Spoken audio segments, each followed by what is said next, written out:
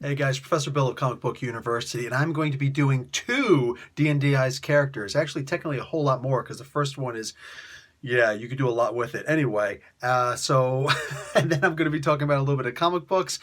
I'm going to be talking about my Marvel FASERIP, the explanations there, and then I'm going to be doing a final version of a particular character, okay? The big character, we're going to be doing Venom. All right, so we got the movie coming out. We're going to D&Dize Venom. And yeah, we'll get into that in a hot minute. So right now I had a very special request for a very small character. This is Vibe, very specifically. So this is the dorky little character from the Flash TV series. He's the guy with the long hair. Cisco, you know Cisco, right? Anyway, he's different in the TV show than he is in the comic books. So I'm going to give you both examples. Basically, Cisco in oh, for crying out loud, what do you call it? The TV show. All he is, he's basically just some regular old wizard, like level 2 at best, but probably level 1. And he's got the cantrip, like True Sight, maybe another, an augur spell, you know what I'm saying? A couple little things like that. He's divination cleric, you know what I'm saying? That's all it is. He can see a couple things into the future. Just nothing special whatsoever, for the most part, if seeing into the future isn't important. Anyway, but the actual vibe in the DC Universe comic books, that's a little bit different now. So I'm thinking to myself that Cisco Paco Ramon as Vibe.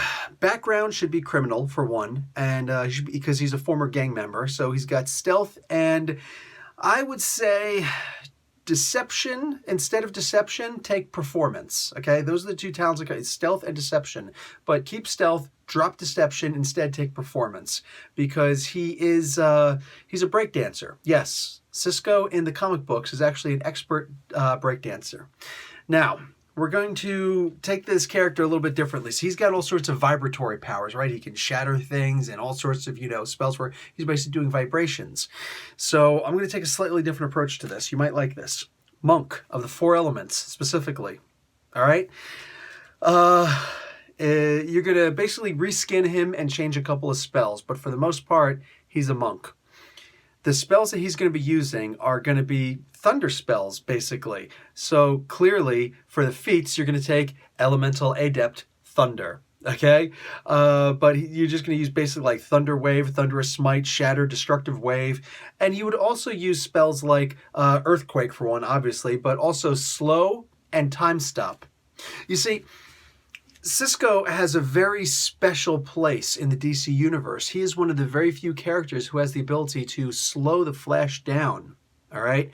So that means that while he's running at full speed, whatever the Flash is doing, if Mr. Paco Ramirez just kind of goes boom like that in front of him, his vibratory ability is able to counteract the speed force so that the Flash can't run fast while he's got this ability on him. So it makes him very important to people like Amanda Waller from the Suicide Squad.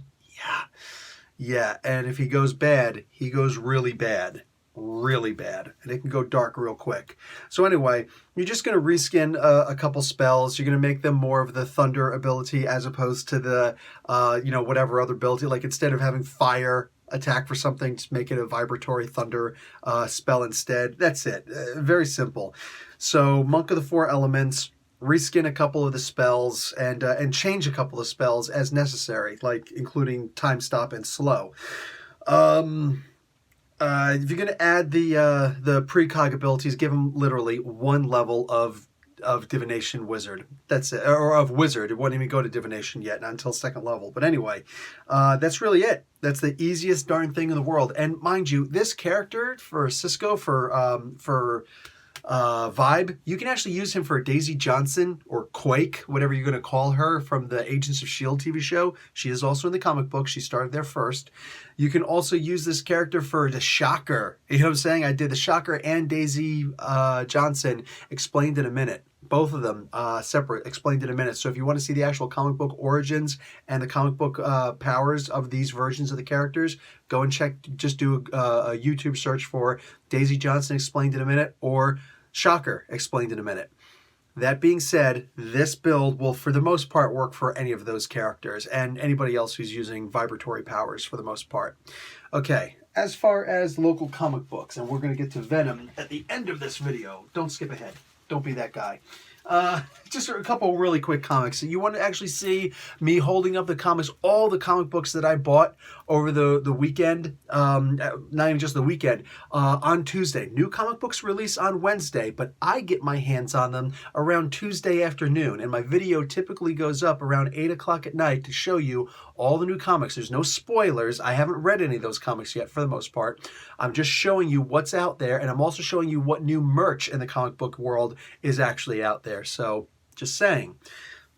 Okay, Moon Knight, issue number 194. This starts a brand new story arc, and you see that little girl there? That's Moon Knight's daughter. And she's got a little bit of the curse on her also. This is one of the coolest little stories. It's one of the coolest Moon Knight stories, but it's one of the coolest stories, period. I loved it. Damnation, Doctor Strange Damnation event, issue number 4 of 4. Also, Doctor Strange number 288, I think, came out this week. I've got that over here somewhere in the pile. No need to show it. This is the end of the Damnation event where Johnny Storm, Ghost Rider, Johnny Storm, that's Human Torch. Johnny Blaze, Ghost Rider, actually takes over Hell. He kicks Mephisto out of Hell, and he takes over Hell. So the War of Hells may very well start anytime soon. Who knows? Guys, issue number 706 of The Mighty Thor. Jane Foster dies in this issue. It's a little bit heartbreaking. The ending, just, you know what, go and check out my review. I do individual reviews for all of these comic books and so much more. Just giving you a gist. Probably the biggest comic book that came out this week would have to be Wolverine, the Hunt for Wolverine. Our Wolverine is back, our timeline version of Wolverine, not the old man Logan, not his clone daughter or anything like that. No, the actual Wolverine is back. And this starts off how he came back. It doesn't actually say how it happened here, but it's the beginnings of how he got out of the adamantium casing and all that stuff. All of it's there. I give the explanation. So even if this is the first time you're hearing, wait, Wolverine was gone for 3 years? Yeah, he was. I will explain it in my video. Just look up Hunt for Wolverine, issue number 1. It's a one-shot. And all the comics that are going to come after that to explain further. Guys, Jim Zub, I'm about to meet this guy very soon.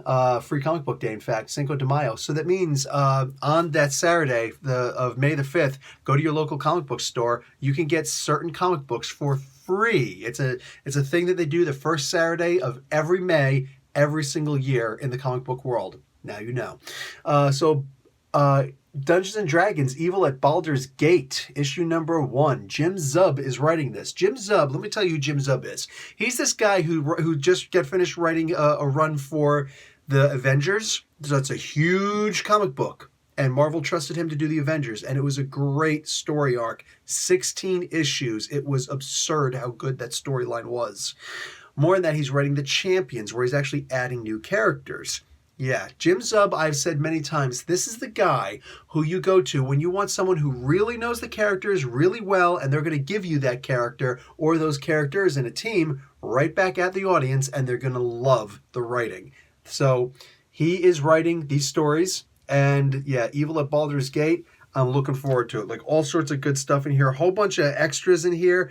Go and check out, an exclusive game code inside for Idle Champions. I'm just saying, from the Forgotten Realms. So go ahead and check out my review. It actually came up today. Also, if you're looking at this on Monday. Anyway, the last one is going to have to be Venom, the Nativity, issue number 165. Is that? Yes, it's 165. I remembered. The Nativity part 2 of 2. So we're going to get a new author pretty soon, Donny Cates specifically. So this is going to become a horror book in every way, shape, and form of the imagination. But for now, this is actually a story of a new symbiote. So Carnage was the only child that Eddie Brock actually had. This Venom symbiote actually had on its own. There were 5 others ripped from it by the Life Foundation, but that's another story entirely.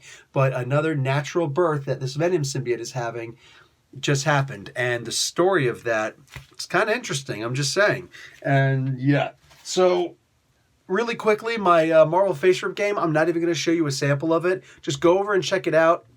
It came out about 3:15 in the a.m. Monday morning. I'm doing a whole entire segment on wrestling. So if you want to know how to do the Marley shift into the Marley dog pile, that's how you're going to check out the rules for that. So I'm going to be talking about grappling, escaping, and grabbing. So if you ever want to disarm somebody in the Marvel Universe in the FASERIP game, this is how you do it. Okay, that being said, let's get into what we're really talking about here. Venom, D&Dized. Oh my God. Okay, enough of that. So I took a very wicked different approach to doing, which character did I do last week? I don't even remember. Who cares? A very different approach to doing that. Well, I'm taking a different approach to doing Venom also. You want a hint? Yeah, dude, I'm not playing around, man. I'm not like Dave. I'm not like Ted. I'm not like Nate. Okay, I'm not like those guys. I'm not even like Ryan. Remember him? I loved Ryan. I miss Ryan. Miss Ryan. Anyway, so I still talk to Ryan on Facebook. So check this out. A mimic, dude. A mimic is, in my opinion, this is the perfect way to do Venom as a character. Look. Let's just look at a mimic in general. Armor class, natural armor class of 12. We're going to increase that several ways, but good amount of hit points, speed 15 feet. Oh no, that's being changed drastically. I'm going to explain all that stuff, but anyway, the stats for this character, okay? These stats right here, for the most part, are good for just the symbiote by itself. Now, I'm going to actually give you a character class to use also, okay? The human character that you're going to use after this, along with the mimic, forming it as a symbiote. Okay, so imagine they actually had a relationship, and I'm going to give you certain limitations how to actually use this. I know, I can't say disadvantages in D&D. That means something else entirely. So, it says here that it's immune to acid. Okay, I guess. I don't really have a problem with that. What I'd rather do is to change that to not necessarily immunity to acid, but rather resistance to piercing, slashing, and blunt attacks instead. So you get those pluses to your body, to your damage resistance. You know what I'm saying? I want to increase the damage resistance there. It's got dark vision. Yes. It's got what else? It is a shape changer. So the mimic can use this action to polymorph into an object and back into its true form, which is an amorphous form. Its statistics are the same in each form. Any equipment it's wearing, yada, yada, yada. And it reverses its true form if it dies. Yes. Shape changer. That is awesome, because that's exactly what the Venom symbiote is. And guys, if you're watching this on Monday, sorry, it is what it is. But tomorrow for you, or if it's Tuesday for you guys, or after that, I am going to be putting up Venom explained in a minute. Yeah, nobody on my channel knows that. I didn't tell anybody, but that's what's going to go up on Tuesday at about 3:15 in the a.m. In the interim, what do you got here? The shape changer I think is perfect, because that's simply what it's able to do, and that's going to come in very handy later. I'm going to give you some examples on that in a bit. It's also got adhesive, object form only.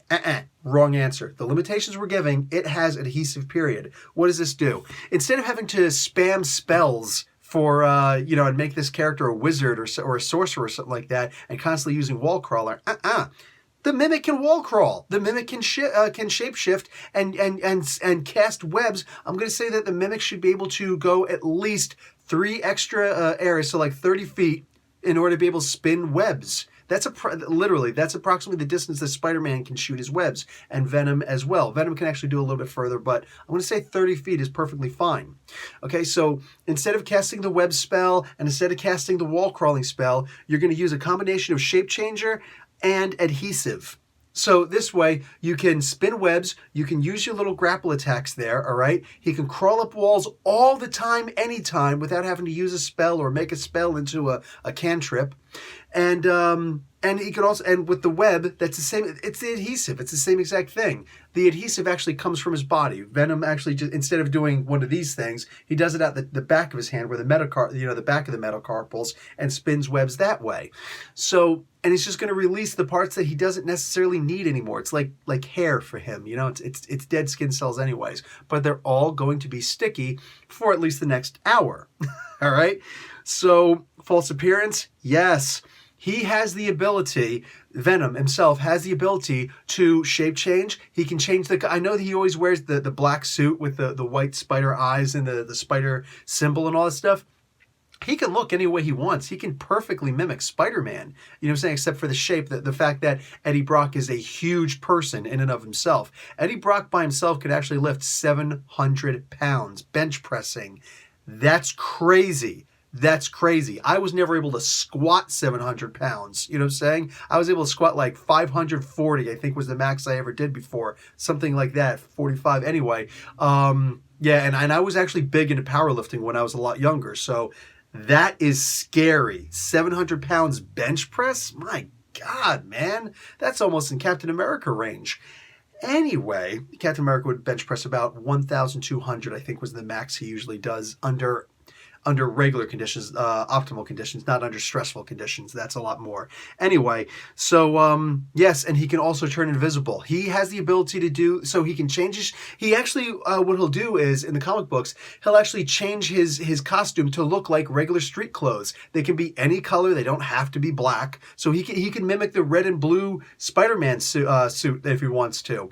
But he can also do the Predator camouflage thing. So he can actually turn fully invisible if he's not moving. And that's what the false appearance thing is. That's pretty sick, dude. Anyway, also grappler. The grappler thing is going to, it says here 5 feet. Like I said, I'm going to change that to 30 feet. I don't think that's actually that big of a deal. More than that, there's going to be some limitations, okay? As far as the pseudopod, yes, same exact thing. And the bite, the only thing I would change there is instead of doing acid damage, he's still going to get that damage, all of that damage. But instead of the acid damage, we're just going to switch that over to piercing damage. That's his bite. He's going to bite you with those gigantic freaking slavery, sick greenish, slavery teeth. So, boom. And it's funny because Venom's always got the tongue out. I'm just saying, how do we not make that synopsis? So this is going to be an actual symbiote. It is required that Eddie Brock is attached to it. Now, first off, it's challenge level 2 for this thing. I'm raising that thing to a minimum of challenge level 6 and bumping up stats and hit points and AC as necessary. And that's 6 minimum. I'd prefer to go to 10, but we'll see. That's going to be up to you, up to your game, up to all that good stuff. Now, let's have some fun. I have 2 players' handbooks, and this is the one that somebody actually ripped when I was living in Saudi. That's messed up, man. That's messed up. You never open the book all the way. Anyway, I've got my better copy over here. But so I have chosen Barbarian for the Eddie Brock character himself. Eddie Brock is actually a very sufficient hand-to-hand combatant himself. And more specific, so in the Marvel FASERIP game, he's got a remarkable 30 fighting. That's not bad at all. That's just because he went out on his own and he studied, certain forms of martial arts, mostly just street fighting though, which I guess if you were to apply talents, that would be a combination of wrestling and martial arts B. But for the most part, just keep it that his fighting is about remarkable 30 in the game terms. In this game, his you're just going to go off his strength, obviously, and a lot off his dex as well. I know that the Mimic's strength is about 17. I would bump that closer to 22 minimum. This is a barbarian we're talking about, so if you're going to bring him to, let's say level 20, where he gets that bump +4 to strength and con, hey man, no worries there, right? But for the most part, just keep it as it is. Anyway, even the danger sense, I'm going to keep that because although Venom does not have the danger sense that Peter Parker has, he is able to block that spider sense instead. But the Venom symbiote has its own set of eyes besides Eddie Brock's eyes. So this is like literally 2 heads being better than one and looking out for danger all over the place, And the only way that doesn't necessarily work is when they rage. So that's why I'm making him a barbarian. I'm making it so that, he's got a skin-tight suit. If that's not no body armor, if that's not, unencumbered, I don't know what is. So, what do you call it? You could go Path of the Berserker. You can also go Path of the Totem Bear. Either one, for me, perfectly acceptable. Let's put that back down here and see if I'm missing anything. I am not. So, literally, just the conversation is all around how badass do you want to make this character? You know what I'm saying? How much more do you want to increase his dexterity? Because you're going to increase the strength to approximately 22. Just it's got to go up there. Increase the dexterity to maybe, I would say 20 is probably more than sufficient. You know what I'm saying? He's very dexterous, just not as dexterous as Spider-Man, who would probably in and of himself have let's say a 23, if not a full-fledged 25, but let's say a 23, all right? Anyhow, and his constitution would be very high also. Wisdom may not be particularly high. Intelligence, it's going to be average, okay? Charisma, you're going to have to bump that charisma up, especially if you're going to be talking about Path of the Berserker, because Like that's the main reason why I want him to have Path of the Berserkers, because that intimidation factor. When Eddie Brock does the whole Venom thing, we are Venom. That is terrifying. I would pee my pants as I'm running away. I'm just saying. So, but again, Path of the Bear works pretty much just as well. They've both got their advantages. They both got their benefits. Here's where I'm going to apply limitations. For making all of his stats so high, as long as he's got that mimic attached to him, the mimic, first off, likes to eat people, eats brains, right? So that works. But also, there's a definite weakness to sonic vibrations, or to sound, very specifically, high-pitched sonics, amplitude, and also fire. So fire damage is actually 3 times as much for him as Sonics is, and Sonics is bad enough. Sonics can make, like, Sonics, in my opinion, is, in order to resist Sonics, I would say, first off, your +2 column shifts to hit him with Sonics, +2 column shifts to hit him with fire damage. More than that, he is at disadvantage when it comes to Sonic attacks, and if he even gets a saving throw, then he's at disadvantage. And if he could, fight for a half damage, he does not get the half damage. He just gets, he's going to get full damage. That's just the way I see it. If he can, all that good stuff, like whatever, just Sonics hurt him. With Sonics, he's going to be at disadvantage for his saving throws. But with fire, since it's 3 times as bad, not only is he going to be have the +2 to be hit, but also saving throws, I would even make that an automatic fail. But worst case scenario, make it disadvantages. Either way, he's going to take a lot of damage from this. So however you want to work that out. Fire hurts him more than Sonics. But with both of them, very specifically, that first round that you hit him with the Sonics or the fire, I would say his AC would even drop to, let's say, give him his dex bonus, his human dex bonus, absolutely. But all that other stuff is gone. So he's got a dex of 10 plus his dex bonus, whatever you're going to give him for dexterity. Because that first round, like his symbiote is like, I'm not thinking about protecting Eddie at all. You know what I'm saying? Also, one extra thing I would consider giving is a free bag of holding. I know it sounds weird, right?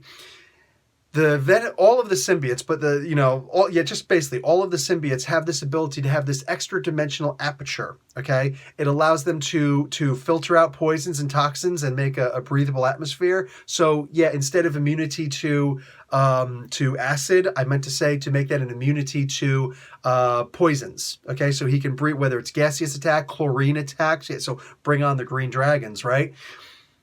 More than that, just the idea that he's got the ability to have like a wallet or any other little thing, whatever, that he can put, and the costume still looks skin tight. Meanwhile, he can still have a big bulky wallet, you know what I'm saying? Or in the case of Agent Venom, he can have machine guns all over the place, you know what I'm saying? And just pull them out of nowhere, seemingly.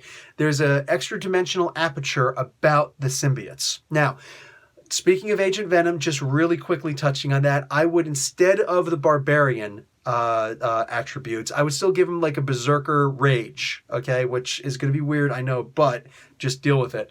Rather, I would make him a Ranger instead, and instead of a bow and arrow, obviously it would be guns instead, so you want to make it like magic missile, a wand of magic missiles, say whatever you want to do, but that's basically what you're going to be doing for Agent Venom instead. Instead of ranks of Berserker, a few less ranks of, the Ranger. He actually was an Army Ranger. No, he wasn't. He was a different kind of Special Forces. Lee. Mr. Lee, I can't remember his full name right now. Lee...